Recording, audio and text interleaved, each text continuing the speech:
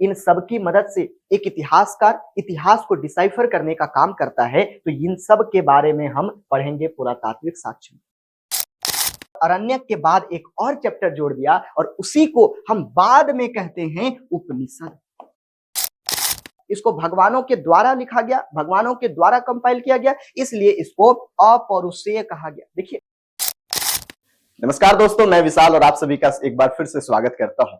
आज हम लेक्चर 2 की तरफ बढ़ रहे हैं और आपसे यही उम्मीद है कि आप किताब को बहुत बेहतरीन लेवल से पढ़ रहे होंगे और लेक्चर को साथ साथ में देखते रहे होंगे।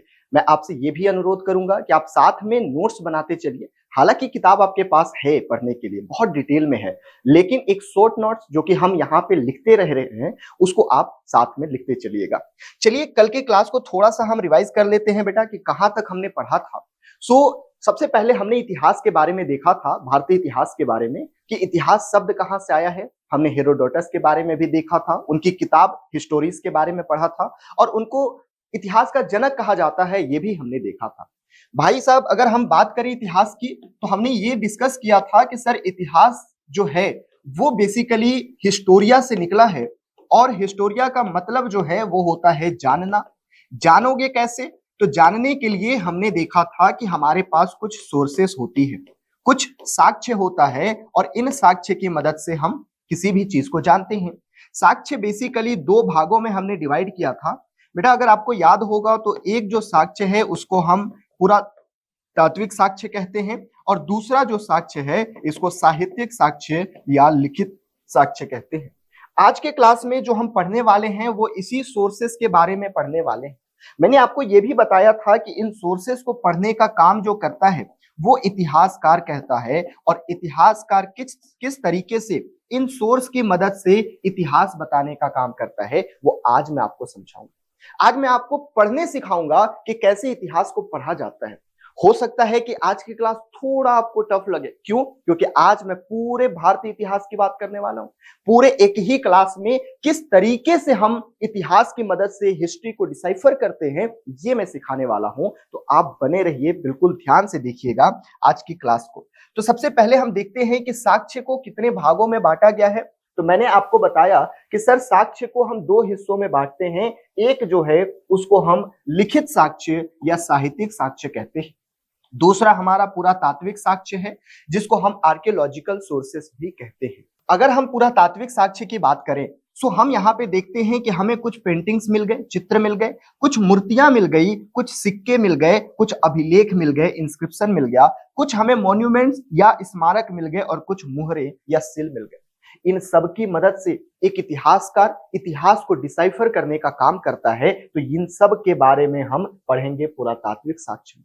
वहीं पे अगर हम लिखित साक्ष्य की या साहित्यिक स्रोत की बात करें तो यहाँ पे हम सबसे पहले कुछ धार्मिक लिखित सोर्स के बारे में पढ़ेंगे। धार्मिक सोर्स का मतलब है बेटा एक ऐसी किताब जिसमें धर्म के बारे में जानकारी दी गई हो, इसको हम धार्मिक लिखित स्रोत या धार्मिक साहित्यिक स्रोत कहते हैं। जिसमें हम वैदिक धर्म के बारे में पढ़ेंगे। मैं आपको यहीं पे चारों वेद पढ़ाऊंगा, ऋग्वेद, सामवेद, यजुर्वेद, अथर्ववेद। हम अलग से नहीं पढ़ेंगे, हम यहीं पे इसको कंप्लीट करेंगे। उसके बाद जैन साहित्य पढ़ाऊंगा और बौद्ध साहित्य पढ़ाऊंगा। ये क्लास बहुत महत्वपूर्ण हो जाती है हमें एग्जाम पर्सपेक्टिव से, क्योंकि सारे डेटा को एक साथ कंपाइल हम यहीं पे किए हैं। उसके बाद हम कुछ ऐतिहासिक या इसी को लौकिक साहित्य कहते हैं, ये भी पॉइंट देखने वाले। ऐतिहासिक साहित्य वो साहित्य है जिसमें किसी भी प्रकार के धर्म के बारे में कोई जानकारी नहीं है, सिर्फ हम यहाँ से इतिहास के बारे में या यहाँ के राजनीति, यहाँ के सामाजिक स्थिति, यहाँ के आर्थिक स्थिति के बारे में समझते हैं। इसको हम लौकिक साहित्य या ऐतिहासिक साहित्य कहते हैं। ये भी बात हम डिस्कस करने वाले हैं।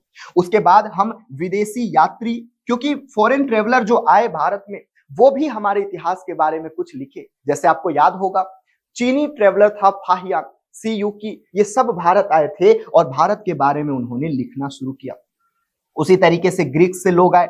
आप आगे पढ़ोगे सेल्यूकस निकेटर भारत में आक्रमण किया था, है ना। मेगास्थनीज भारत में आया था और वो चंद्रगुप्त मौर्य के बारे में अपनी सारी कहानियां लिखा था। तो यहां से हम यूनानी के बारे में, उसके साथ ही हम अरबी के लोगों के बारे में और कुछ अन्य फैक्टर हम यहाँ पे देखने वाले हैं। तो ये सारी चीजें साहित्यिक स्रोत और पुरातात्विक स्रोत में डिवाइड करके हम पढ़ेंगे। ठीक है, तो ये सोर्सेस हैं जिसके बारे में हम पढ़ने वाले हैं। चलिए एक एक करके हम शुरुआत करते हैं। सबसे पहले हम साहित्यिक स्रोत में धार्मिक स्रोत और धार्मिक स्रोत में वैदिक स्रोत पढ़ने वाले हैं। सबसे पहले हम वेद के बारे में पढ़ना शुरू करेंगे। तो आई होप आपको यहां तक समझ में आ गया होगा कि सर हम करने क्या वाले हैं, सोर्सेस पढ़ने वाले हैं। उसमें भी हम सबसे पहले लिखित सोर्सेस और लिखित सोर्सेस में धार्मिक सोर्स पढ़ने वाले हैं, जिसमें सबसे पहला हम वेद के बारे में पढ़ेंगे। सबसे पहले हम वेद के बारे में पढ़ने वाले। सर सबसे पहले हम देखें कि ये वैदिक साहित्य है क्या या वेद है क्या, तो आप बोलोगे कि सर वेद कुछ और नहीं, एक विद शब्द से निकला है। एक विद शब्द से निकला है जिसका मतलब होता है जानना, जिसका मतलब होता है जानना। अब आप बोलोगे सर क्या क्या जाने, हिस्टोरिया का मतलब भी है जानना और इसका मतलब भी है जानना। बिल्कुल सही है, इसका मतलब भी है जानना, यानी अपने अतीत के बारे में, अपने अतीत के बारे में हमको वैदिक चीजों से जानना, ये विद कहलाता है। बात समझ में आ रही है। सबसे पहली चीज याद रखिए कि सर कितने वैदिक साहित्य हैं, कितने इसके टाइप हैं, किसके प्रकार हैं, तो याद रखिएगा इसके 4 प्रकार हैं। इसके कितने प्रकार हैं, तो 4 प्रकार हैं। सबसे पहला होता है ऋग्वेद, हम ऋग्वेद के बारे में देखेंगे। दूसरा है सामवेद, तीसरा है अथर्ववेद, अथर्ववेद, और बेटा चौथा है आपका यजुर्वेद, यजुर्वेद। सबसे पहले हम ऋग्वेद के बारे में पढ़ेंगे, उसके बाद हम सामवेद के बारे में पढ़ेंगे, उसके बाद हम अथर्ववेद के बारे में पढ़ेंगे और लास्ट में हम यजुर्वेद के बारे में पढ़ेंगे। ठीक है, ये 4 वेदों को हम एक साथ मिला के वैदिक साहित्य कहते हैं। ये चारों को जब एक साथ मिलाते हैं तो यही हमारा वैदिक साहित्य। एक चीज याद रखना, सबसे पहले इन 4 वेदों को कंपाइल किया गया, उसके बाद इन चारों वेदों में हम पहला एक और चैप्टर, सिंपल सी बात है सर, एक किताब है, उस किताब का नाम है ऋग्वेद, दूसरा किताब है उस किताब का नाम है सामवेद, और तीसरे किताब का नाम है अथर्ववेद, और चौथी किताब का नाम यजुर्वेद है। उस किताब को जब हम एक लिख लिए, हमने एक और पेज जोड़ दिया, एक और चैप्टर जोड़ दिया, और उसी चैप्टर को कहते हैं बेटा ब्राह्मण, उसी चैप्टर को कहते हैं ब्राह्मण। ब्राह्मण के बाद हमने एक और चैप्टर जोड़ा और इसी को कहते हैं अरण्यक, और अरण्यक के बाद एक और चैप्टर जोड़ दिया और उसी को हम बाद में कहते हैं उपनिषद। ये सब के बारे में डिटेल पढ़ेंगे। तो यानी कि सर एक किताब है, अलग अलग, ऋग्वेद का अलग ब्राह्मण होगा, सामवेद का अलग ब्राह्मण होगा, अथर्ववेद का और यजुर्वेद का अलग से ब्राह्मण होगा। ये पॉइंट याद रखिए। एक किताब है ऋग्वेद, ऋग्वेद के बाद ब्राह्मण, ऋग्वेद के बाद ब्राह्मण, फिर अरण्यक और फिर उपनिषद। सेम उसी प्रकार से सामवेद के बाद सामवेद का ब्राह्मण, सामवेद का अरण्यक, सामवेद का उपनिषद, और ये जो 4 कहलाता है बेटा याद रखिएगा, इन चारों को एक साथ हम संहिता कहते हैं, इनको एक साथ हम संहिता कहते हैं। तो यानी कि अभी तक हमने क्या पढ़ा, अभी तक हमने ये पढ़ा कि वेद के 4 प्रकार होते हैं, वेद के 4 प्रकार होते हैं, ऋग्वेद, सामवेद, यजुर्वेद और अथर्ववेद। उसके बाद हमने देखा कि इसके कितने भाग होते हैं बेटा, तो इसके भी 4 भाग होते हैं। सबसे पहले संहिता, उसके बाद दूसरा ब्राह्मण, उसके बाद तीसरा अरण्यक और उसके बाद चौथा उपनिषद, चौथा उपनिषद। इसको इंग्लिश में ही भी संहिता ही कहते हैं। ये ब्राह्मण हो गया और ये अरण्यक हो गया और ये बेटा हो गया उपनिषद। एक चीज याद रखिएगा, ये ब्राह्मण धर्म नहीं है। जो हम ब्राह्मण धर्म आज पंडित जी को ब्राह्मण कहते हैं, वो ब्राह्मण धर्म नहीं है, ये ब्राह्मण ग्रंथ है। उसके बाद अरण्यक, उसके बाद उपनिषद। आई होप इतना आपको समझ में आया होगा, ये सारी चीजें आपको क्लियर हुई होगी। तो यही हम वैदिक धर्म पढ़ रहे थे, जिसमें सबसे पहले हमने, आइए एक बार पीपीटी में, मैं आपको बहुत बेहतरीन लेवल पे पीपीटी दे रहा हूं, है ना, बना के रखा हूं, ये आप लोग पीपीटी से भी पढ़ सकते हैं। देखिए सबसे पहले हमने देखा बेटा कि वेदों की संख्या कितनी है, तो वेदों की संख्या हमारे पास, एक मिनट रुकेंगे, वेदों की संख्या हमारे पास 4 है, ऋग्वेद, सामवेद, यजुर्वेद और अथर्ववेद। एक चीज याद रखना कि ऋग्वेद, सामवेद, यजुर्वेद में यज्ञ अनुष्ठान के बारे में दिया है, आर्यों के बारे में डिस्कस किया है। वहीं पे अगर हम अथर्ववेद की बात करें तो यहाँ पे गैर आर्यों के बारे में भी हमको जानकारी मिलती है, और यही कारण है कि अथर्ववेद को हम अलग रखते हैं और इन तीनों को एक साथ अलग रखते हैं, और इसी को वेद त्रय कहा जाता है। ये भी एग्जाम में पूछता है, यानी कि ऋग्वेद, सामवेद, यजुर्वेद एक साथ वेद त्रय कहलाता है और अथर्ववेद अलग है। ठीक है, अब आप बोलोगे कि सर ये किस भाषा में लिखा गया है, इसकी भाषा क्या है? तो इसकी भाषा बेटा वैदिक संस्कृत है। वैदिक संस्कृत मतलब सर हम जो पढ़ते हैं वही नहीं। संस्कृत दो प्रकार के होता है, एक जो कि पहले चलता था उसको हम वैदिक संस्कृत कहते थे। आज आप स्कूल में जो पढ़ते हो, आज हम जो पढ़ते हैं उसको हम लौकिक संस्कृत कहते हैं। तो संस्कृत दो प्रकार के, आज जो हम पढ़ते हैं लौकिक संस्कृत है, और पहले जो वैदिक समय में लिखा गया इसको हम वैदिक संस्कृत कहते हैं। तो जो हमारी वेद है इसको हम वैदिक संस्कृत में लिखे हैं, ये पॉइंट याद रखिए। हमने ये भी डिस्कस कर लिया सर, संहिता, ब्राह्मण, अरण्यक और उपनिषद ये चार भाग हैं वैदिक साहित्य के। आइए इसके कुछ फीचर के बारे में बात करते हैं। ऐसा माना गया मेरे बच्चे कि जब ऋषि मुनि आए, जब आर्य आए तो वो मेडिटेशन किए, और मेडिटेशन के माध्यम से वो भगवान से कनेक्ट हुए, और कनेक्ट होने के बाद उन्होंने भगवान के द्वारा कुछ ज्ञान दिया गया उसको मेमोराइज किए। श्रुति फॉर्म में है ये, याद रखना। इन्होंने कभी भी लिखा नहीं, लिखने का काम बाद में होगा, ये पॉइंट याद रखिएगा। लिखने का काम बाद में होगा, यानी कि इन्होंने सुना और सुनने के बाद अपने बच्चों को, अपने शिष्यों को और ऐसे ही आगे बढ़ाते रहे। यही कारण है कि इसको श्रुति साहित्य भी कहा जाता है। दूसरी चीज, इसको भगवानों की भाषा, इसको भगवानों के द्वारा लिखा गया, भगवानों के द्वारा कंपाइल किया गया, इसलिए इसको अपौरुषेय कहा गया। देखिए पौरुषेय यानी पुरुष द्वारा, मतलब निगेटिव, अपौरुषेय, ये भी क्वेश्चन पूछा जाता है। तीसरा मोस्ट इंपॉर्टेंट चीज, इसको नित्य कहा जाता है। नित्य का मतलब होता है बेटा जिसमें कोई बदलाव नहीं किया जा सके।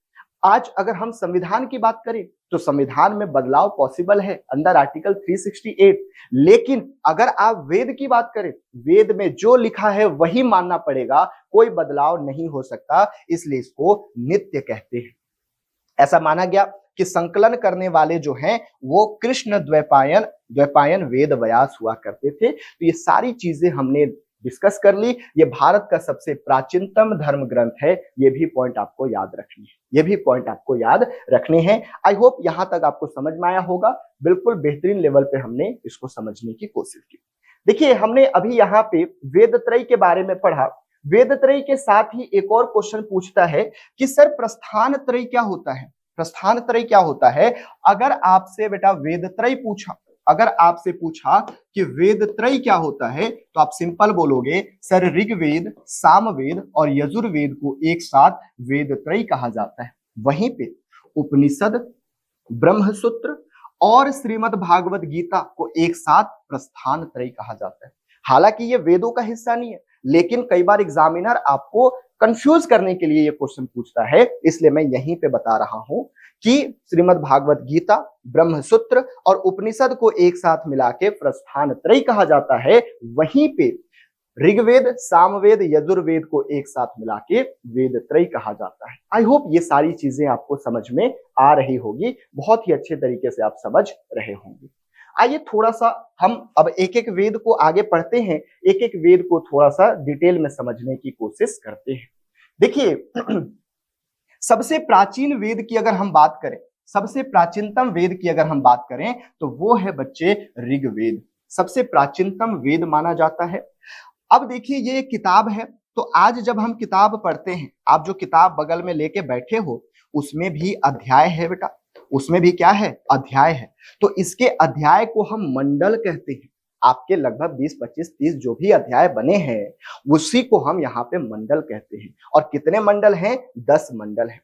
जब मंडल में कुछ मंत्र दिए जाते हैं तो उसको हम सूक्त कहते हैं, और 1028 सूक्त हैं। ऋचाएं आप याद रखना चाहो तो रख सकते हो, बट महत्वपूर्ण नहीं है। बट ये दो चीजें आपको याद होनी चाहिए कि सर ऋग्वेद में 10 मंडल हैं और 1028 सूक्त हैं, ये दोनों बहुत महत्वपूर्ण है। एक चीज याद रखना कि जो 10 मंडल है ना, दूसरा से 7वां सबसे पुराना है और पहला और 8वां 9वां 10वां ये बाद में कंपाइल किया गया है, बाद में उसको संकलित किया गया है। यहां से क्वेश्चन पूछा जाता है।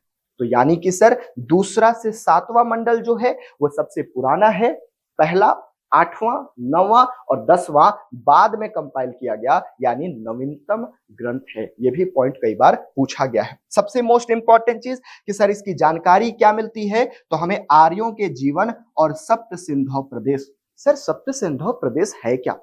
तो जब आर्य आए तो सिंधु नदी और उसके जो 6 ट्रिब्यूटरीज हैं, 6 सहायक नदियां हैं, झेलम, चिनाब, रावी, सतलज, व्यास और एक आपका सरस्वती।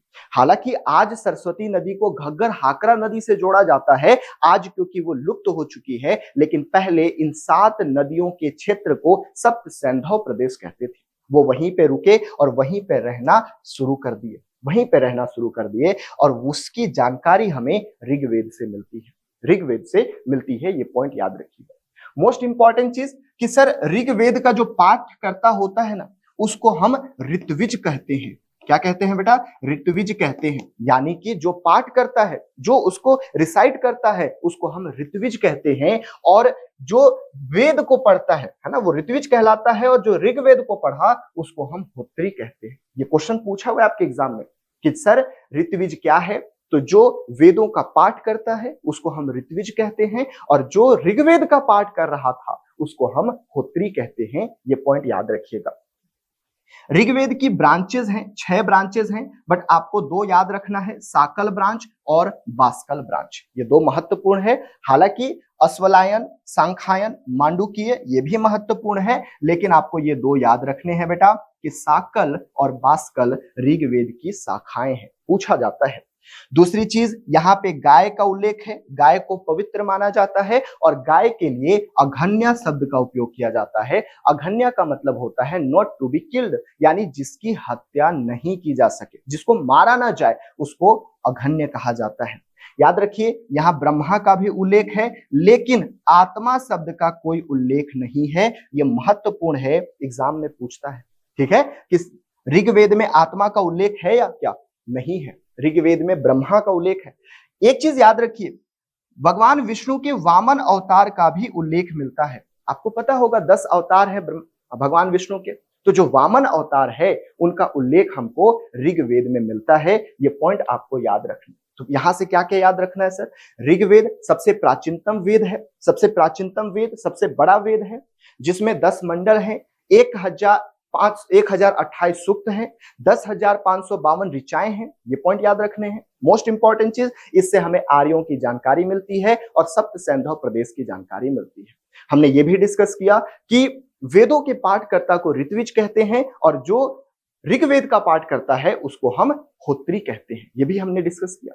फिर हमने देखा कि इसमें गाय के साक्ष्य मिलता है, जिसको अघन्या कहा जाता है, ब्रह्मा का साक्ष्य है, लेकिन आत्मा का कोई साक्ष्य हमको देखने को नहीं मिलता। भगवान विष्णु के वामन अवतार का भी साक्ष्य मिलता है। ये पॉइंट आपको याद रखने हैं।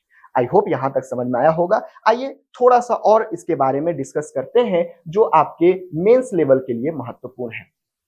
देखिए, आगे हम पढ़ेंगे स्तूप के बारे में। सर स्तूप क्या होता है? सो बेसिकली जब ऋषि मुनि तपस्या कर रहे थे, तो तपस्या बेटा एक दिन में तो नहीं होता कि हम आज गए मेडिटेशन किए, बल्ले बल्ले हमको सब कुछ मिल गया, है ना। ऐसा नहीं होता। ये महीनों सालों तक तपस्या करते थे। जब ये तपस्या करते थे इस तरीके से बैठ के, तो इनके अगल बगल बहुत सारे धूल कण बन जाते थे, और कुछ इस प्रकार के शेप बनता था। और जब ये उठते थे तो इनको ज्ञान की प्राप्ति होती थी, और जब इनकी मृत्यु होती थी तो इसी शेप में इनको दफनाया जाता था। ये तब ज्यादा प्रसिद्ध हुआ जब बुद्ध की मृत्यु हुई, उसके बाद बुद्ध को भी ऐसे ही एक शेप बना के दफनाया गया, और बाद में कुछ इस प्रकार से शेप बनाया गया जिसको हम स्तूप कहते हैं।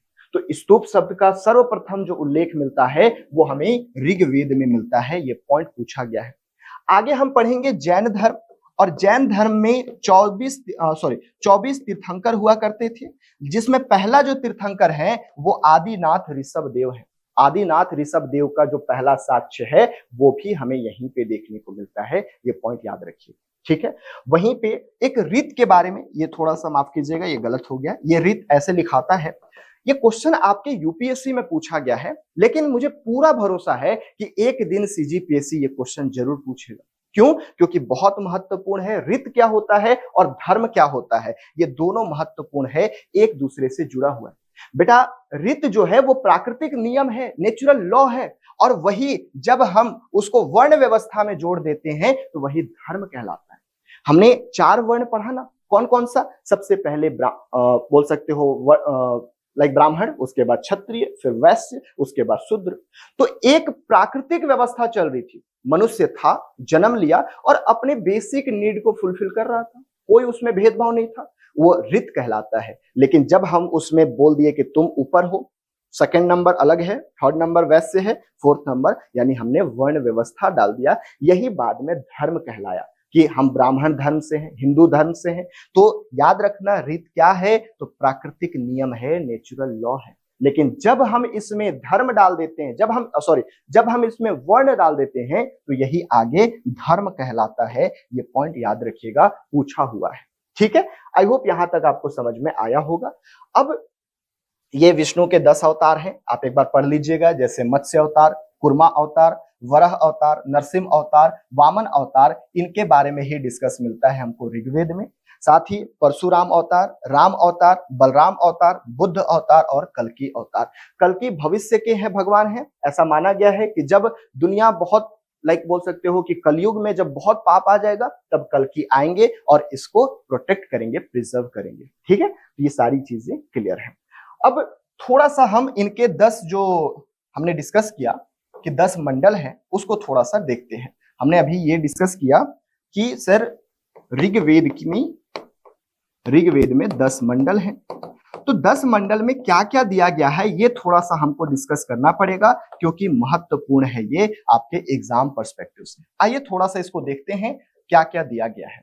सबसे पहली चीज आपको याद रखना है बेटा, सबसे पहली चीज याद रखना है कि तृतीय मंडल जो है वो महत्वपूर्ण है। तृतीय मंडल में गायत्री मंत्र का उल्लेख दिया गया है, और गायत्री मंत्र किसके लिए है? तो माता सावित्री के लिए दिया गया है। ये पॉइंट याद रखिएगा, ये क्वेश्चन पूछा हुआ है, ये आपको याद होना चाहिए। ठीक है, कि सर तीसरे मंडल में, ऋग्वेद के तीसरे मंडल में गायत्री मंत्र है, जिसको कंपोज करने का काम विश्वामित्र करते हैं, और ये माता सावित्री से जुड़ा हुआ है, माता सावित्री के बारे में उल्लेखित है। उसके बाद हम 7वें मंडल पे जाएंगे। 7वें मंडल पे 10 रज्ञ युद्ध या 10 राजन युद्ध के बारे में बात की गई है। ये जब मैं वैदिक काल पढ़ाऊंगा आपको तो मैं आपको बताऊंगा कि किस प्रकार 10 राजन और सूडा के बीच में लड़ाई होती है, और दोनों के युद्ध में भारत क्लैन वाला सूडा जीत जाता है, और यही कारण है कि इस पूरे धरती का नाम भारतवर्ष पड़ा। हालांकि इसको हम बाद में पढ़ेंगे, अभी के लिए हमारे लिए ये महत्वपूर्ण है कि सर 7वें मंडल में 10 राजन युद्ध के बारे में दिया गया है। उसके बाद 9वां मंडल आपके लिए महत्वपूर्ण है। 9वें मंडल में देवता सोम, ये वही सोम है, सोमरस। ठीक है, सोम एक पौधा हुआ करता था जिसके भगवान को सोम भगवान कहा करते थे, तो इनके बारे में उल्लेखित है कहां पे? 9वें मंडल। याद रखिएगा 10वें मंडल के एक सूक्त है, सूक्त का मतलब एक सब चैप्टर है, अध्याय बोल सकते हो, उसको कहते हैं पुरुष सूक्त। पुरुष सूक्त में 4 वर्ण व्यवस्था के बारे में दिया गया है, ये महत्वपूर्ण है। आइए एक बार हम इसको रिवाइज कर लेते हैं कि हमने अभी तक क्या क्या पढ़ा। सो बेसिकली आप देखोगे कि सर जो ऋग्वेद है, ऋग्वेद में 10 मंडल है, 10 मंडल है। 10 मंडल में अगर हम तीसरे मंडल की बात करें तो यहाँ पे क्या दिया है सर? तो यहाँ पे गायत्री मंत्र का उल्लेख है। सर गायत्री मंत्र किसके लिए है? तो माता सावित्री के लिए है। ठीक है, ओके। उसके बाद 7वां मंडल किसके लिए है बेटा? तो 7वां मंडल 10 राजन युद्ध के लिए है, 10 राजन युद्ध। उसके बाद 9वां मंडल किसके लिए है? तो 9वां मंडल देवता सोम के लिए है, सोम भगवान के लिए है। ठीक है, और सर 10वां मंडल किसके लिए है? तो 10वां मंडल के पुरुष सूक्त में, ये पुरुष सूक्त याद रखिएगा, एग्जाम में पूछा गया है। पुरुष सूक्त में 4 वर्ण व्यवस्था का उल्लेख किया गया है। 4 वर्ण व्यवस्था का पहला जो साक्ष्य है कहां से मिलता है? तो पुरुष सूक्त से मिलता है। ये क्वेश्चन पूछा गया है। कौन कौन सा? सबसे पहले ब्राह्मण, उसके बाद क्षत्रिय, उसके बाद वैश्य, उसके बाद शूद्र। ये पॉइंट याद रखिएगा, ठीक है, कि ऋग्वेद के 10वें मंडल में, ऋग्वेद के 10वें मंडल के पुरुष सूक्त में 4 वर्ण व्यवस्था पता चलता है, ब्राह्मण, क्षत्रिय, वैश्य, शूद्र। ऐसा माना जाता है कि ब्रह्मा के मुख से या ब्रह्मा के दिमाग से जो निकला उनको हम ब्राह्मण कहते हैं, ब्रह्मा के जो चेस्ट एरिया से या छाती के क्षेत्र से जो निकला उसको हम क्षत्रिय कहते हैं, ब्रह्मा के पेट और थाई वाले रीजन से जो निकला उसको हम वैश्य कहते हैं, और ब्रह्मा के जो फुट से निकला, पैर से निकला, उसको हम शूद्र कहते हैं। ये सारी चीजें डिस्कस की गई है ऋग्वेद के 10वें मंडल में। आई होप यहां तक आपको समझ में आया होगा। चलिए आगे चलते हैं और थोड़ा सा डिस्कस करते हैं इसके अगले पार्ट की तरफ, ठीक है।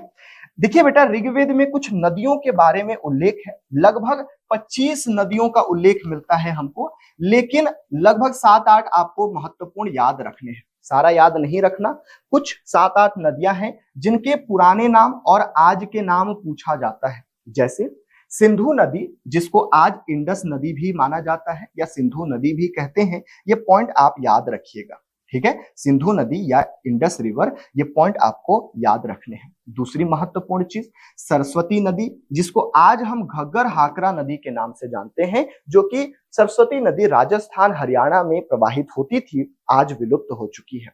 वहीं पे अगर हम झेलम की बात करें तो झेलम को बेटा वितास्ता कहा जाता था, चेनाब को हम अस्किनी कहते हैं और रावी को हम परुष्णी कहते हैं। अभी जो मैंने आपको 10 राजन युद्ध पढ़ाया ना, वो 10 राजन युद्ध रावी नदी या परुष्णी नदी के तट पर ही लड़ा गया था, जिसके बारे में हम आगे डिस्कस करेंगे, और सीजीपीएससी का ये क्वेश्चन भी है, ये याद रखिए।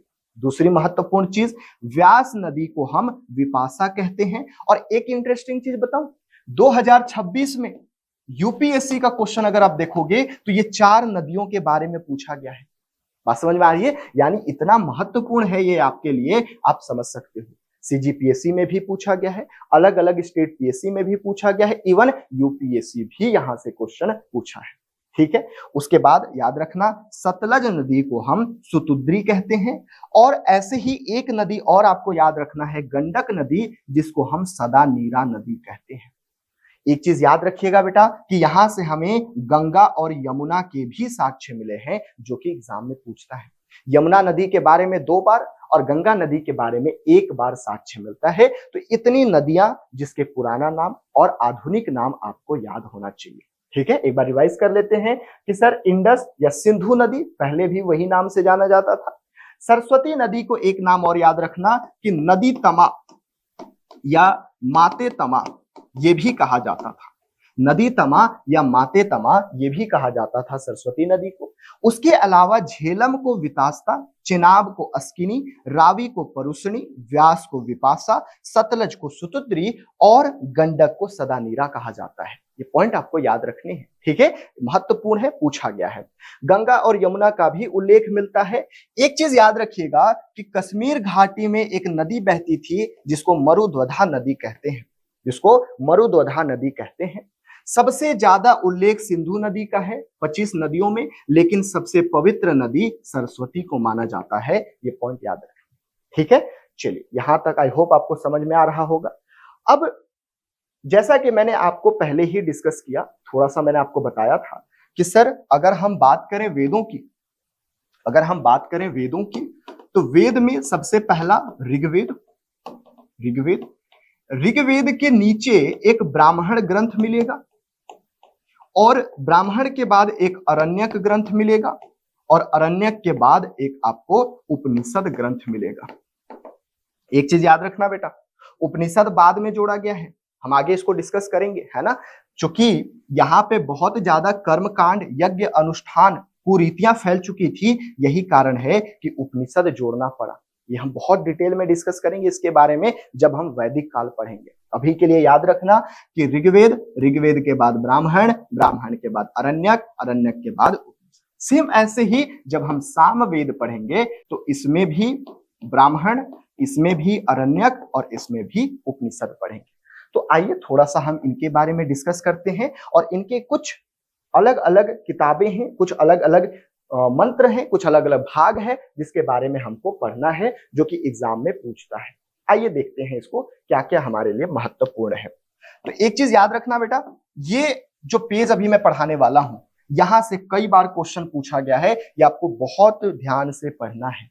सबसे पहले ब्राह्मण ग्रंथ की अगर हम बात करें तो दो ब्राह्मण ग्रंथ याद रखना, एक है ऐत्रेय ब्राह्मण और दूसरा है कौशितकी ब्राह्मण। यानी कि ऋग्वेद में कितने ब्राह्मण है? तो बहुत सारा, लेकिन हमको पढ़ने कितने हैं? दो। कौन कौन सा? ऐत्रेय ब्राह्मण और कौशितकी ब्राह्मण। ऐत्रेय ब्राह्मण में राज्याभिषेक के नियम बताया गया है कि राज्याभिषेक जब होगा तब क्या क्या नियम अपनाए जाएंगे। वहीं पे अगर हम बोले कौशितकी की तो यहाँ पे जर, जोरू और जमीन, ये पॉइंट याद रखना, तीनों को संघर्ष का मुख्य कारण बताया गया है। यानी कि अगर आपके पास पैसा है, अगर आपके पास पत्नी है और अगर आपके पास जमीन है तो फिर आप संघर्ष कर रहे हो। हालांकि ये आज ऐसा नहीं माना जाता, बट वेद में ऐसा लिखा गया है, जर, जोरू और जमीन संघर्ष का कारण है। देख लो बेटा, पैसे कमाना बंद करो, इसको तो आप बंद कर नहीं सकते, ठीक है। लैंड देख लो, ये आपके ऊपर है, ठीक है। चलिए, तो अब देख सकते हो कि महिलाओं की स्थिति कितनी खराब रही होगी, है ना, कि महिलाओं के लिए लड़ाई होगा, ऐसा कहा गया है। कहाँ? कौशितकी ब्राह्मण में। उसके बाद अरण्यक याद मत रखिएगा। उपनिषद बहुत महत्वपूर्ण है। आप पानी पी पी के रटो चाहे चाय पी के रटो, रटना पड़ेगा भाई साहब। मैं पहले ही बोल चुका हूं, ये चैप्टर थोड़ा फैक्चुअल रहेगा।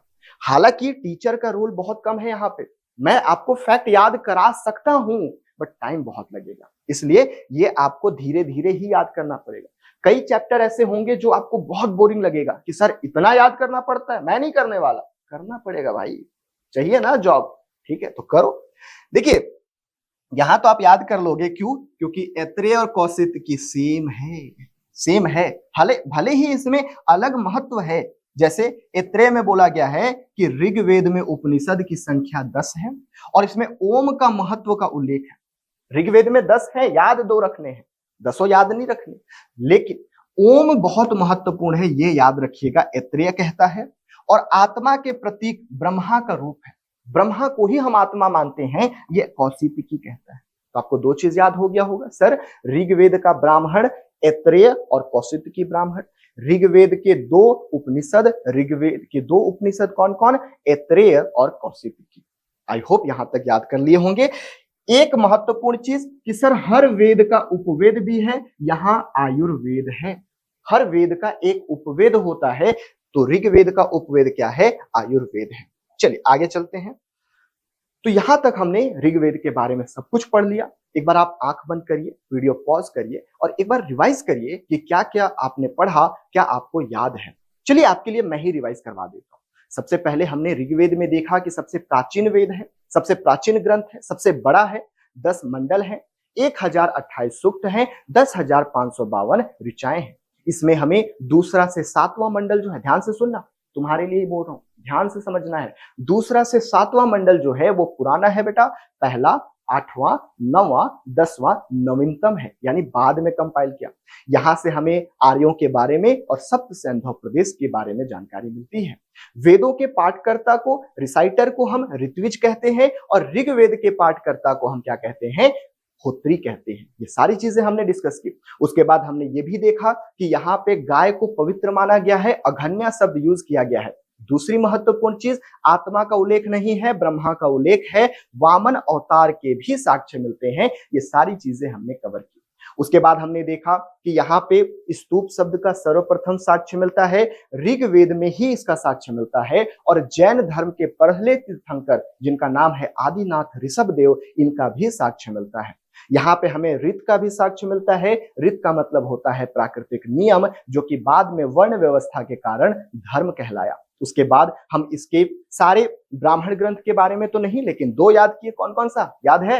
ऐत्रेय और कौशितकी ब्राह्मण। उसके बाद फिर हम उपनिषद पे आए और उपनिषद भी 2 था, ऐत्रेय और कौशितकी उपनिषद, और इसी के साथ ऋग्वेद हमारा कंप्लीट होता है।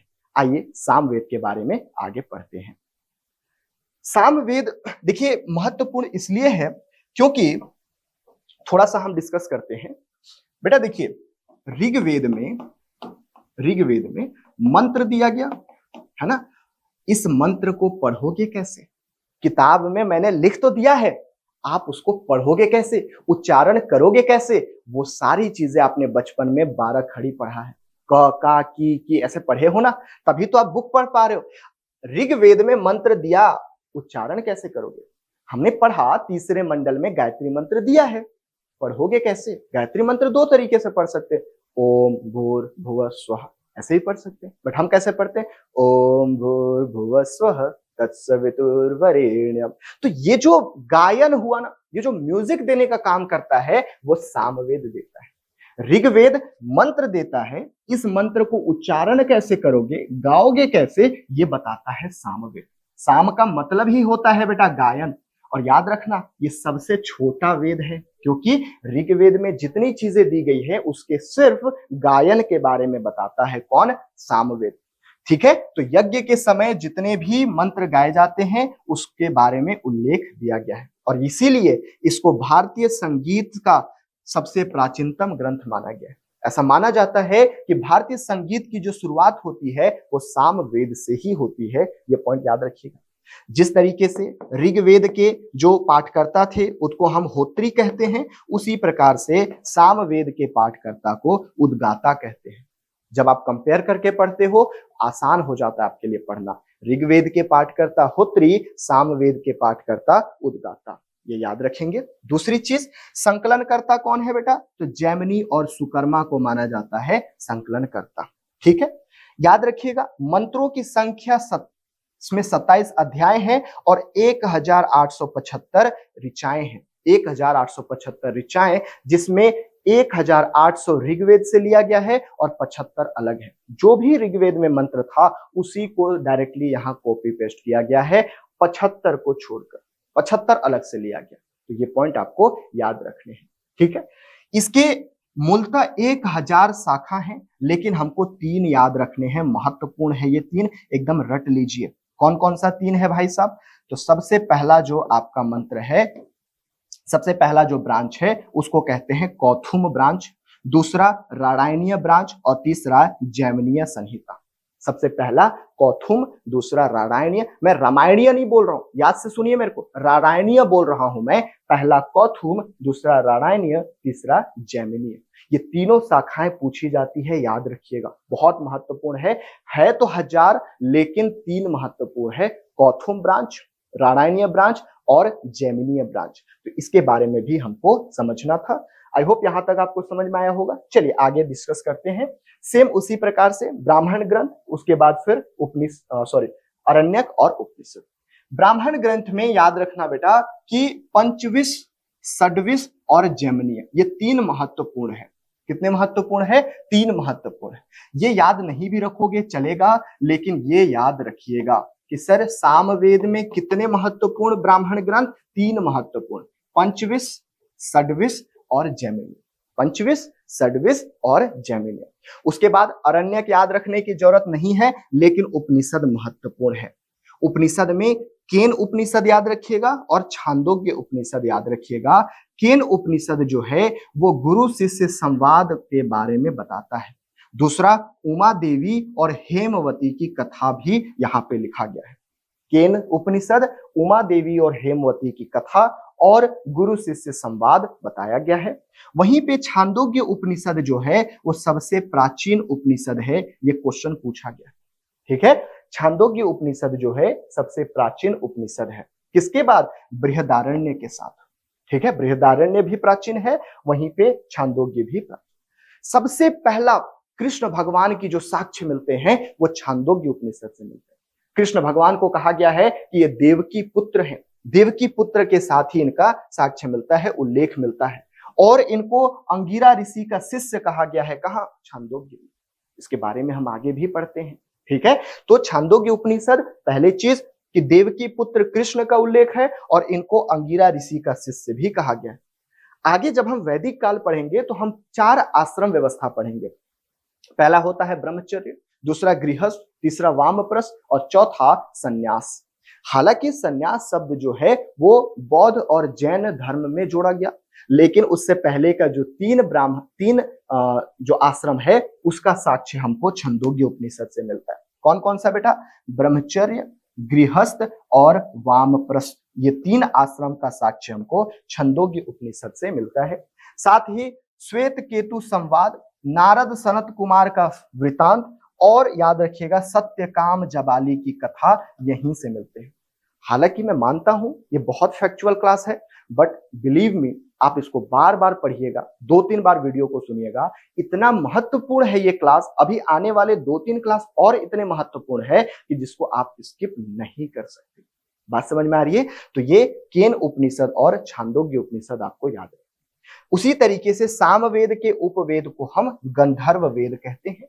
आपको याद होगा ऋग्वेद के उपवेद को अथर्ववेद कहते थे, उसी तरीके से सामवेद के उपवेद को गंधर्व वेद कहते हैं। ठीक है, तो इसी के साथ आपका सामवेद जो है वो कंप्लीट होता है।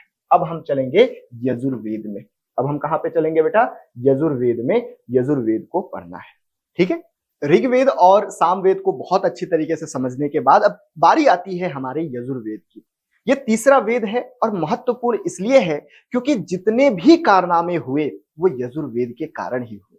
ये वर्ड को याद रखिएगा, मैं जो कारनामे बोल रहा हूं ना, ये आपको आगे आने वाले कुछ क्लास में बहुत बेहतरीन लेवल पे समझ में आने वाला है कि मैं किस चीज की बात कर रहा हूं। आइए बिना किसी देरी के हम यजुर्वेद पढ़ते हैं।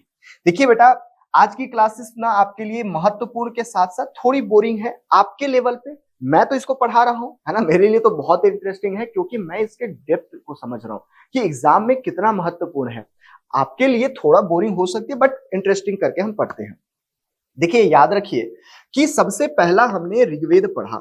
सर ऋग्वेद में क्या है? तो मंत्र का मंत्र दिया गया है। फिर हमने बेटा पढ़ा सामवेद, और सामवेद जो है ये मंत्र का उच्चारण देगा। ठीक है, लेकिन सिर्फ मंत्र पढ़ने से तो नहीं होता। याद करो अपने बचपन की कहानी, जब आप मम्मी के साथ यज्ञ में बैठते थे तो पंडित जी मंत्र पढ़ते थे और बोलते थे स्वाहा, और फिर मम्मी बोलती थी स्वाहा और साथ में कुछ डालती थी, है ना, दसांग वगैरह, धूप वगैरह।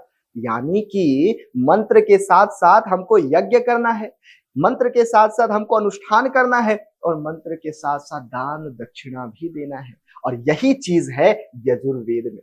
यजुर्वेद का जो शब्द निकला है वो यजु से निकला है, जिसका मतलब है यज्ञ और बलिदान।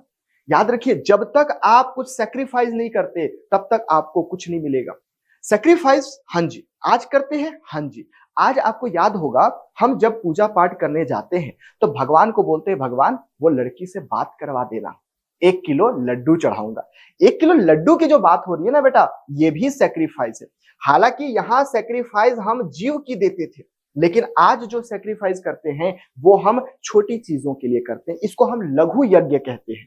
पहले वृहद यज्ञ चलता था जिसमें गाय, जिसमें बैल, जिसमें पशु, इवन मनुष्य भी। हाँ, जब मैं वैदिक काल पढ़ाऊंगा इस बात को पूछ लेना, डिटेल में पढ़ाऊंगा। यहां मनुष्य की भी बलि चढ़ती थी, ये पॉइंट याद रखिएगा। जब संविधान बना तब नर बलि को गलत वैसा माना गया और उसको फिर बैन किया गया। उससे पहले नर बलि भी चढ़ती थी। तो इन सब के बारे में हमें यजुर्वेद में पढ़ना है। यज्ञ के बारे में देखेंगे, कर्मकांड के बारे में। कर्मकांड मतलब वही है जो हम करते हैं यज्ञ के साथ। जितने भी इससे विधान के संबंधित जितने भी मंत्र वगैरह है सब इसी में दिया गया है। इसके जो रिसाइटर हैं, जो पाठ्य करता है, वो अध्वर्यु हैं। अब हम यहीं पे याद कर लेंगे कि सर ऋग्वेद में हमने होत्री पढ़ा था, सामवेद में हमने उद्गाता पढ़ा था, और यजुर्वेद में हम अध्वर्यु पढ़ रहे। एकमात्र ऐसा वेद है जो गद्य के साथ साथ पद्य में भी है, यानी कि इसमें पूरे जो नियम कानून बताए गए हैं वो गद्य में बताए गए हैं, और जो मंत्र बताए गए हैं बेटा वो पद्य में बताए गए हैं। ये पॉइंट याद रखिए। यहां से क्वेश्चन पूछ सकता है कि ऋग्वेद, सामवेद और अथर्ववेद जो है वो मात्र पद में है, वो मात्र पद में है। लेकिन अगर हम यजुर्वेद की बात करें तो वो आपको गद्य के साथ साथ पद में भी मिलता है। ये पॉइंट याद रखिएगा। सबसे जो बड़ा इसका ब्राह्मण ग्रंथ है वो शतपथ ब्राह्मण है। इसको लघु वेद भी कहा जाता है। ये पॉइंट पूछा गया है, महत्वपूर्ण है। इतना बड़ा है कि इसको हम लघु वेद भी कहते हैं। जिस प्रकार 42वां संविधान संशोधन को मिनी कॉन्स्टिट्यूशन कहते हैं, उसी प्रकार से शतपथ ब्राह्मण को हम लघु ब्राह्मण कहते हैं या लघु वेद कहते हैं। ये पॉइंट याद रखिएगा। सबसे प्राचीनतम ब्राह्मण ग्रंथ है, यानी ऋग्वेद के बाद इसी की रचना की गई थी। जब ऋग्वेद की रचना की गई ना, उसके बाद शतपथ ब्राह्मण की रचना की गई। ये पॉइंट हमको याद रखने। आइए कुछ और बेसिक चीजें हम समझते हैं यजुर्वेद के बारे में। जैसा कि मैंने आपको बताया कि यजुर्वेद जो है बेसिकली इसको हम 2 हिस्सों में बांटते हैं बेटा। एक हमारा शुक्ल यजुर्वेद होता है और दूसरा हमारा कृष्ण यजुर्वेद होता है। देखिए, शुक्ल यजुर्वेद बिल्कुल वर्सेस में है, पद फॉर्म में है, वहीं पे कृष्ण यजुर्वेद गद्य रूप में है। शुक्ल यजुर्वेद का जो अन्य नाम है उसको हम वाजसनेयी संहिता भी कहते हैं और वाजसनेयी संहिता के नाम से ही ये प्रसिद्ध है, ये पॉइंट याद रखिए। वहीं पे कृष्ण यजुर्वेद की बात करें तो मैत्रायणी और तैत्तिरीय ये दो महत्वपूर्ण है, इसको आपको याद रखने हैं कि सर कृष्ण यजुर्वेद के दो हिस्से मैत्रायणी और तैत्तिरीय, तो ये भी पॉइंट याद रखना है। और वाजसनेयी संहिता शुक्ल यजुर्वेद को ही कहते हैं, ये भी पॉइंट आपको याद रखनी है। ठीक है, उसके बाद यहां से तो भर भर के क्वेश्चन पूछा गया है। ठीक है, आइए देखते हैं एक बार। ब्राह्मण ग्रंथ में हमने अभी डिस्कस किया कि सर शतपथ ब्राह्मण जो है वो सबसे महत्वपूर्ण है, वहीं पे तैत्तिरीय ब्राह्मण जो है वो कृष्ण यजुर्वेद का हिस्सा है। इसको हम लघु वेद भी कहते हैं, क्यों? क्योंकि सबसे वृहद है और सबसे प्राचीन ब्राह्मण ग्रंथ है। इसमें स्त्री को अर्धांगिनी कहा गया है, यानी कि स्त्री की स्थिति यहाँ अच्छी बताई गई है। पुरुष के साथ साथ स्त्री की भी व्याख्या करता है और पुरुष की अर्धांगिनी के रूप में स्त्री का उल्लेख मिलता है हमको। आगे जब हम वैदिक काल पढ़ेंगे तो वैदिक काल में मैं आपको 4 ऋण के बारे में और 5 महायज्ञ, 3 ऋण के बारे में और 5 महायज्ञ के बारे में बताऊंगा, जिसका उल्लेख हमको तैत्तिरीय ब्राह्मण में मिलता है, जैसे देव ऋण, पितृ ऋण और ऋषि ऋण। ऐसा कहा गया है कि जब आप पुत्र की प्राप्ति करते हो, जब आप पुत्र को जन्म देते हो तो आप पितृ ऋण से मुक्ति पाते हो, जब आप अपने बच्चे को शिक्षा प्रदान करते हो तो आप ऋषि ऋण से मुक्ति पाते हो। ठीक है, तो ये पॉइंट याद रखिएगा, देव ऋण, पितृ ऋण और ऋषि ऋण, ये 3 ऋण। और वहीं पे ब्रह्मा यज्ञ, देव यज्ञ, भूत यज्ञ, पितृयज्ञ और मनुष्य यज्ञ, ये 5 यज्ञ के बारे में यहाँ डिस्कस किया गया है। ये दोनों किस आपके प्रीवियस ईयर क्वेश्चन हैं, दोनों एग्जाम में पूछा गया है, ये पॉइंट याद रखना है। वहीं पे ये आपको याद रखने की जरूरत नहीं है, उपवेद याद रखना बेटा, इसका धनुर्वेद जो है उपवेद है। अब आप बोलोगे कि सर इसका उपनिषद कहाँ गया, इसका उपनिषद कहाँ गया? अरे वो तो बहुत महत्वपूर्ण है, वो तो बहुत ही ज्यादा महत्वपूर्ण है। ये रहा आपके, वन सेकंड, ये रहा आपके उपनिषद, जो कि अलग से एक पूरा पेज डिनोटेड है इसके लिए। इतनी महत्वपूर्ण है, हर एग्जाम में ये क्वेश्चन पूछा गया है, वो भले ही बृहदारण्य हो, ईश हो, तैत्तिरीय हो या मैत्रायणी हो, कठ हो या श्वेताश्वर हो। इसको मैं पूरी तरीके से यहीं पे याद कराऊंगा, आप मेरे साथ याद करेंगे। सर उपनिषद में सबसे पहला बृहदारण्य है, उसके बाद ईश है, उसके बाद तैत्तिरीय है। मेरे साथ बोलेंगे, पहला बृहदारण्य, दूसरा आपका ईश और तीसरा तैत्तिरीय, चौथा मैत्रायणी, पांचवा कठ और छठवां श्वेताश्वर। पहला बृहदारण्य, दूसरा ईश, तीसरा आपका तैत्तिरीय, चौथा मैत्रायणी, पांचवा कठ और छठवां श्वेताश्वर। एक बार फिर से बोलेंगे सर मेरे साथ, बृहदारण्य, ईश, तैत्तिरीय, मैत्रायणी, कठ और लास्ट में श्वेताश्वर। ठीक है, ये 6 इतने महत्वपूर्ण है, आपको याद रखने हैं। अब देखते हैं कि क्या क्या डिस्कस किया गया है। बृहदारण्य में याज्ञवल्क्य गार्गी संवाद है, याज्ञवल्क्य और गार्गी का संवाद हमको बृहदारण्य में मिलता है। दूसरी चीज कि मांडुक्य उपनिषद के बाद दूसरा सबसे छोटा उपनिषद जो है वो ईश है। एग्जाम में पूछता है कि सबसे छोटा उपनिषद कौन है? मांडुक्य उपनिषद है। सबसे छोटा उपनिषद में दूसरे नंबर पे कौन है? तो इस उपनिषद है। ये भी पॉइंट याद रखिएगा।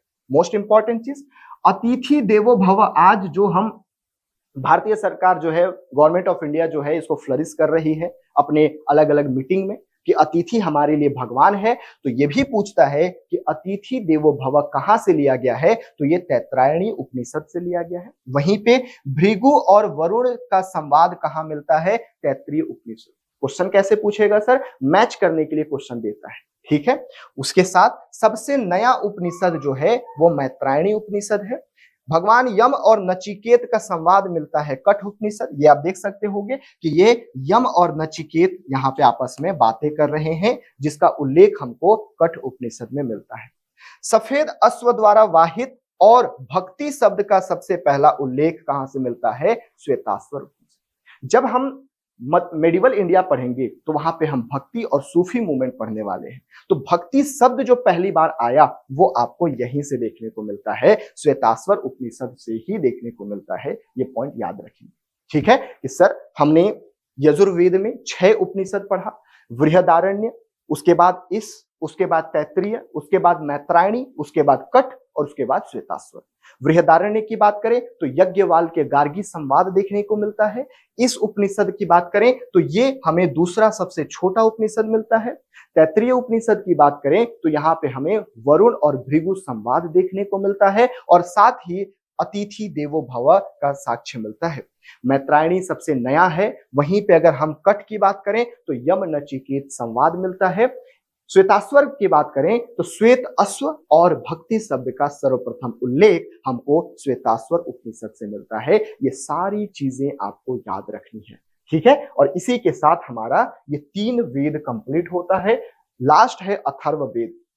देखिए हुआ यूं कि जब आर्य भारत में आए, ऐसा माना जाता है कि वो मध्य एशिया, जहां पे हम ऐसा बोलते हैं कि साइबेरिया रीजन जो है, जो एशिया के निचले क्षेत्र है, वहां से ये लोग निकले, टर्की गए और टर्की से फिर पर्सिया होते हुए, पर्सिया का मतलब आज का इराक या ईरान, यहां से होते हुए भारत के सप्त सैंधव प्रदेश में आए।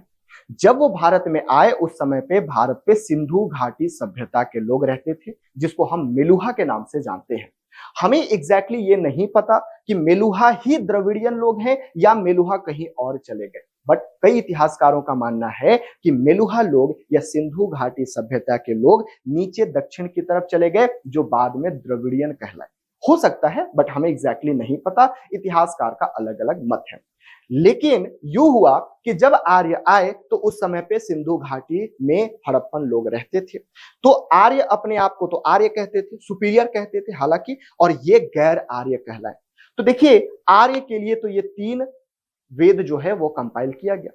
कुछ वेदों में से ही निकाल के, जैसे ऋग्वेद में कुछ निकाल के हम गैर आर्यों के लिए दे दिए, और यही ग्रंथ आपका अथर्ववेद कहलाता है। ये पॉइंट आपको याद रखना है कि सर अथर्ववेद जो है ना, ये गैर आर्यों के लिए अलग से दिया गया है, गैर आर्यों के लिए है ये, ठीक है। दूसरी चीज, सबसे नवीनतम वेद है, बाद में कंपाइल किया गया। ऐसा माना जाता है कृषि अथर्वा और कृषि अंगीरा के द्वारा इसको संकलित किया गया। यही कारण है कि इसको अथर्वा अंगीरा वेद भी कहते हैं, इसको श्रेष्ठ वेद भी कहते हैं, इसको ब्रह्मा वेद भी कहते हैं, इसको छत्र वेद भी कहते हैं। ये अलग अलग नाम है। इसके पाठकर्ता को हम ब्रह्मा कहते हैं, याद रखिए। ऋग्वेद के पाठकर्ता होत्री, सामवेद उद्गाता, अथर्ववेद यजुर्वेद अध्वर्यु और अथर्ववेद ब्रह्मा। ये पॉइंट याद रखने हैं। ऐसा इसमें एक पृथ्वी सूक्त है, ये क्वेश्चन इंपॉर्टेंट है कि इसमें कहा गया है कि पृथ्वी मेरी माता है और मैं उनका पुत्र हूं। ये पॉइंट याद रखिएगा। क्या क्या यहाँ पे दिया गया है, तो जादू टोना के बारे में, तंत्र मंत्र के बारे में और शल्य क्रिया के बारे में, औषध विज्ञान के बारे में और लौकिक जीवन, ये सारी चीजें दी गई है। आपको याद होगा पहले ही मैंने डिस्कस किया था कि ऋग्वेद, सामवेद, यजुर्वेद में सिर्फ और सिर्फ यज्ञ अनुष्ठान के ही विषय वस्तु दिए गए हैं, इसलिए उनको वेद त्रय कहा गया था। चूंकि इसमें इतने सारे विषय हैं, यज्ञ अनुष्ठान के अलावा भी बहुत सारे विषय हैं, इसलिए इसको वेद त्रय के बाहर रखा गया है। ये कॉन्सेप्ट याद रखिएगा।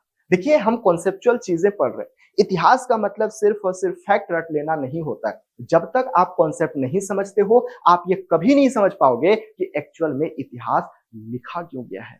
तो हमें फैक्ट तो याद रखने हैं बेटा, लेकिन पीछे वाय समझना है। जिस दिन आप वाय समझ लिए, सीजीपीएससी, व्यापम, ये आपके लिए इजी हो जाएगा। बात समझ में आ रही है? चलिए, बेसिकली याद रखिएगा इसमें 20 अध्याय हैं। और मोस्ट इंपॉर्टेंट चीज, हम वैदिक काल में प्रशासनिक असेंबली पढ़ने वाले हैं। प्रशासनिक असेंबली में कितने असेंबली हुआ करते थे बेटा? 3 असेंबली हुआ करता था। एक सभा, दूसरा समिति और तीसरा विधत। विधत की बात अभी हम नहीं करेंगे। ये जो 2 ऊपर सभा और समिति है, इसको प्रजापति की 2 पुत्रियां कहा गया है। कहां पे? अथर्ववेद में। ये क्वेश्चन पूछा गया है कि सभा और समिति को प्रजापति की 2 पुत्रियां कहाँ कहा गया है? अथर्ववेद में कहा गया। इसके दो महत्वपूर्ण शाखा है, एक शौनकीय या शौनक शाखा, दूसरा पिपलाद या पैपलादी शाखा। ये पॉइंट याद रखिएगा, दो शाखा है, शौनक और पिपलाद। मगध, आगे हम महाजनपद काल में पढ़ेंगे, मगध महत्वपूर्ण है, अंग भी महत्वपूर्ण है। मगध और अंग का उल्लेख हमको मिलता है। कुरु वंश के शासक परीक्षित का भी उल्लेख हमको यहाँ पे मिलता है। ये क्वेश्चन आपका महत्वपूर्ण है, पूछा गया है। ठीक है, तो ये सारी चीजें अथर्ववेद। आइए एक बार रिवाइज कर लेते हैं अथर्ववेद के बारे में। अथर्ववेद आर्यों के साथ साथ गैर आर्यों के लिए भी लिखा गया है। इसमें विभिन्न प्रकार के विषय हैं, जैसे तंत्र मंत्र हो गया, जादू टोना हो गया, औषधि हो गया, शल्य क्रिया हो गया। यही कारण है कि इसको वेद त्रय के बाहर रखा गया है। इसमें बेसिकली 20 अध्याय हैं और सभा और समिति को प्रजापति की दो पुत्रियां कहा गया है। इसी में एक कहावत या एक सूक्त है कि पृथ्वी मेरी माता है और मैं उनका पुत्र हूं, ये भी कहा गया है। ये पॉइंट याद रखिएगा। इसके पाठकर्ता को ब्रह्मा कहा गया है, ये भी चीज आपको याद रखनी है। चलिए, तो ये हमारा अथर्ववेद हो गया। अब अथर्ववेद के कुछ उपनिषद जो कि महत्वपूर्ण है, उसको हम थोड़ा सा देख लेते हैं। ब्राह्मण ग्रंथ में एक ग्रंथ याद रखना बेटा, गोपद ब्राह्मण। गोपद ब्राह्मण थोड़ा महत्वपूर्ण है। उपनिषद तो भैया पूछो ही मत कितना महत्वपूर्ण है, ये हर उपनिषद से क्वेश्चन पूछ चुका है। मुंडक उपनिषद, जहां से सत्यमेव जयते, यहां से एक बार आईएएस का क्वेश्चन पूछा गया है ना, यूपीएससी में क्वेश्चन पूछा गया है कि सत्यमेव जयते कहां से लिया गया है, तो मुंडक उपनिषद से। ये भी पूछ सकता है कि मुंडक उपनिषद किसका उपनिषद है, तो ये अथर्ववेद का उपनिषद है, ये याद रखिएगा। यज्ञों को टूटी फूटी नौका कहा गया है, कहां पे, मंत्रोपनिषद में। मंत्रोपनिषद या इसी को मुंडक उपनिषद कहते हैं। कहा गया है कि यज्ञ जो है वो टूटी फूटी नौका है, जिससे आप अपनी अंधकारमय जीवन को प्रकाशमय जीवन में बदल सकते हो। ये पॉइंट हमको याद रखने हैं। दूसरा, मांडुक्य उपनिषद, ये सबसे छोटा उपनिषद है, मांडुक्य उपनिषद। प्रश्न उपनिषद याद रखिएगा, इसमें सूर्य ही समस्त जगत को शक्ति देता है, इसका उल्लेख दिया गया है प्रश्न उपनिषद में। और अंतिम चीजें, इसका उपवेद क्या है, शिल्प वेद है। और इसी के साथ हमारा ये पूरा चैप्टर कंप्लीट होता है। इसी के साथ हमारा वैदिक सभ्यता जो है, वैदिक साहित्य जो है वो कंप्लीट होता है। हालांकि कई किताबों में आप इसको वैदिक काल के साथ पढ़ते हो, बट कहते हैं ना कि हमारे पढ़ाने के और हमारे लिखवाने के तरीके थोड़े अलग हैं, तो हम इसको पहले ही पढ़ लिए, पहले ही डिटेल में पढ़ लिए। आई होप आपको ये समझ में आया होगा। 10 से 15 मिनट का और समय लूंगा, छोटी छोटी चीजें जो आपको जाननी चाहिए और जो एग्जाम में पूछ सकता है उसके बारे में हम पढ़ेंगे। ठीक है, ये आपके लिए मैं एक टेबल दिया हूं, ये आपकी किताब में भी है। आप इसको रिवाइज करने के लिए ये टेबल महत्वपूर्ण है। आप इसी को रिवाइज करेंगे, बार बार रिवाइज करेंगे, इससे बाहर कुछ नहीं। जितना हमने पढ़ा सबको एक जगह पे कंपाइल किया गया है, जितने भी महत्वपूर्ण फैक्ट है आपके लिए, इसको आप रिवाइज करेंगे। आइए थोड़ा सा हम, ये उपनिषद दिया गया है बेटा, मैंने डिटेल में यहाँ पे लिख दिया है, आपकी किताब में भी आप पढ़ोगे।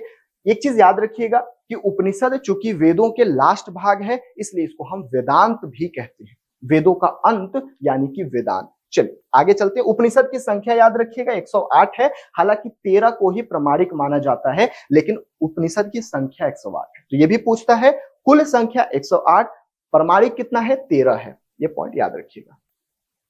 चलिए, तो जैसे आपको किताब पढ़ने के लिए 12 खड़ी आना जरूरी है, वैसे ही वेद पढ़ने के लिए आपको वेदांग आना जरूरी है। जिस प्रकार से किताब पढ़ने के लिए आपको 12 खड़ी पता होना चाहिए, कखारा पता होना चाहिए, उसी प्रकार से अगर आपको वेद पढ़ना है, सही तरीके से समझना है, तो आपको वेदांग पता होना चाहिए। सर क्या क्या जरूरी है, एक ही चीज। कितने प्रकार के वेदांत हैं, वेदांग है 6। एक चीज याद रखना मेरे बच्चे कि वेदांग और वेदांत में अंतर है। वेदांत उपनिषद को कहा जाता है, जो कि क्वेश्चन पूछा गया है, और वेदांग ये है कि वेदों को सही ढंग से समझने के लिए 12 खड़ी समझ सकते हैं। कितने प्रकार के, एक ज्योतिष, दूसरा शिक्षा, तीसरा व्याकरण, चौथा निरक, पांचवा कल्प और छठवां छंद। नहीं भी याद रखोगे चलेगा, ये 2 चीजें याद रखना बहुत महत्वपूर्ण है। आइए इसको थोड़ा सा जल्दी जल्दी करते हैं, ज्यादा महत्वपूर्ण नहीं है ना। पुराण क्या होता है ये भी थोड़ा सा देख लेते हैं। देखिए, भारतीय ऐतिहासिक कथाओं का क्रमबद्ध विवरण है। भारतीय इतिहास में बेसिकली आप आज देखते होंगे वंशावली, आपका वंशावली होगा कि आपके पिता का नाम, उनके पिता का नाम, उनके पिता का नाम, ऐसा दिया गया होगा। एग्जैक्टली इतिहास का वंशावली ही पुराण कहलाता है। एग्जाम्पल, जैसे मौर्य वंश की वंशावली अगर देखनी है तो आपको विष्णु पुराण पढ़ना पड़ेगा। विष्णु पुराण में इनके वंशावली बताया गया है कि चंद्रगुप्त मौर्य, फिर उनका बेटा हुआ बिंदुसार और उनका बेटा हुआ अशोक। अशोक के बाद फिर ऐसे बहुत सारे शासक आए और अंतिम शासक बृहदरण्य जो है वो हुआ। तो ये पॉइंट याद रखिएगा कि बेसिकली ये वंशावली बताता है। ठीक है। आंध्र सातवाहन वंश जो है ये मत्स्य पुराण में इनकी जानकारी मिलती है। हम सातवाहन के बारे में पढ़ेंगे। ठीक है। सातवाहन जो है वो दक्षिण दक्कन से स्टार्ट करते हैं और बेसिकली पूरे भारत में बेसिकली है ना उत्तर वाले क्षेत्र में इनका शासन होता है। ये पहले ऐसे शासक थे जिन्होंने भूमि दान करना शुरू किया और यहीं से सामंत शाही व्यवस्था शुरू होगा। और ये महत्वपूर्ण है आपके मेंस का प्रीवियस क्वेश्चन, इस सामंत शाही व्यवस्था की शुरुआत कैसे हुई, और वो शुरुआत करने का काम जो था ये सातवाहन ही किया। हालांकि इसको आगे बढ़ाने का काम गुप्त वंश किया, जिनके बारे में हमको वायु पुराण, ये टेबल बस याद रखिएगा बेटा कि मौर्य वंश के बारे में विष्णु पुराण, आंध्र सातवाहन के बारे में मत्स्य पुराण और गुप्त वंश के बारे में वायु पुराण से जानकारी मिलती है। तो ये तीन चीजें आपको याद रखनी है, ये तीन चीजें आपको याद रखनी है, इतना में आपका काम हो जाएगा। उसके बाद सूत्र साहित्य बेसिकली स्रोत सूत्र, गृह सूत्र, धर्म सूत्र, ये आपके घर के लिए, ये आपके रिलीजन के लिए है बेसिकली, कि आप जितने भी काम करते हो वो सब, ये नक्षत्र वगैरह बोलते हैं ना, नक्षत्र देखना, ये सब यहीं से देखते हैं। महत्वपूर्ण नहीं है बट चूंकि सिलेबस का पार्ट है इसलिए मैंने आपको यहाँ पे दे रखा है। स्मृति साहित्य, देखिए संविधान से पहले साहित्य जो है स्मृति साहित्य हो गया, सूत्र साहित्य हो गया, इससे ही देश चलता था, तो इसी के लिए ये महत्वपूर्ण है।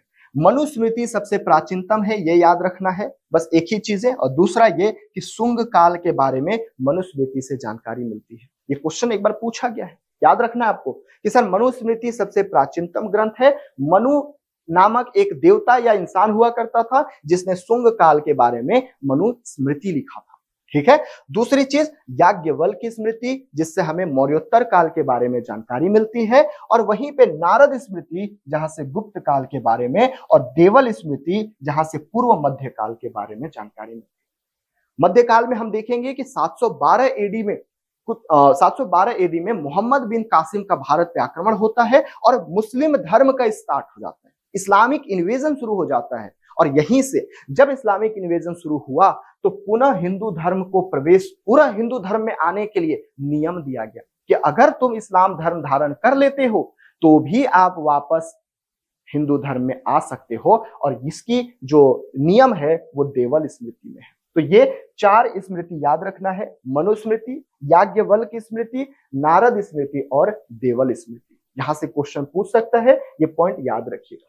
लास्ट बट नॉट लिस्ट कुछ महाकाव्य हैं जैसे महाभारत और रामायण, ये तो सबको पता होता है। महाभारत महर्षि वेदव्यास ने लिखा है और रामायण महर्षि वाल्मीकि ने लिखा है। याद रखिएगा इसमें 1 लाख श्लोक है, मूल श्लोक 8800 हुआ करता था। ये महत्वपूर्ण है बेटा, 18 पर्व में बटा हुआ है। पर्व का मतलब होता है चैप्टर, 18 चैप्टर में बटा हुआ है। दूसरी मोस्ट इंपॉर्टेंट चीज कि यहाँ पे पहले 24,000 श्लोक हुआ करता था, बाद में फिर 80,000 श्लोक हुए और उसके बाद फिर 1 लाख श्लोक हुए। जब 1 लाख श्लोक हुआ तब उसको बेसिकली रामायण कहा जाने लगा। ठीक है। तो ये पॉइंट आपको याद रखिएगा। इसी के साथ आज का ये जो लेक्चर है वो कंप्लीट होता है। इसमें हमने फिर से एक बार थोड़ा सा रिवाइज कराऊं तो हम आज के लेक्चर में साहित्य को पढ़ रहे थे, बेसिकली सोर्स को पढ़ रहे थे। 2 प्रकार के सोर्स होता है इतिहास को समझने के लिए, एक सोर्स जिसको हम लिखित सोर्स कहते हैं, साहित्यिक सोर्स कहते हैं, और दूसरा जिसको हम पुरातात्विक सोर्स कहते हैं। लिखित सोर्स में भी एक धार्मिक स्रोत था, दूसरा लौकिक स्रोत था और तीसरा विदेशी विवरण था। धार्मिक स्रोत में भी पहला वैदिक काल, दूसरा जैन और तीसरा आपका बौद्ध। हमने उसमें वैदिक सभ्यता को पूरी तरीके से कवर किया है, पूरी तरीके से वैदिक सभ्यता, वैदिक साहित्य को कंप्लीट किया है। हालांकि वैदिक सभ्यता हम आगे भी पढ़ेंगे, लेकिन हम साहित्य को यहाँ पे कवर किया। कैसा लगा ये वीडियो, फीडबैक जरूर दीजिएगा। किताब को बहुत अच्छी तरीके से पढ़िए, बार बार रिवाइज करिए। आज का क्लास और कल और परसों का क्लास थोड़ा महत्वपूर्ण भी है, थोड़ा फैक्चुअल भी है।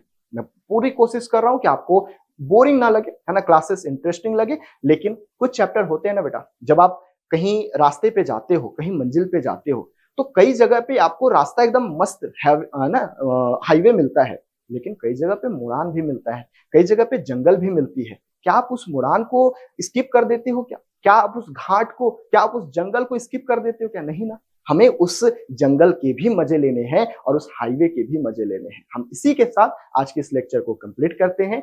आशा करता हूं आपको ये इनिशिएटिव बहुत अच्छा लगा होगा। आप फीडबैक बताते रहिएगा और अगर आप कनेक्ट करना चाहते हैं तो हमसे इंस्टाग्राम पे भी कनेक्ट कर सकते हैं। मिलते हैं कल, तब तक के लिए जय हिंद।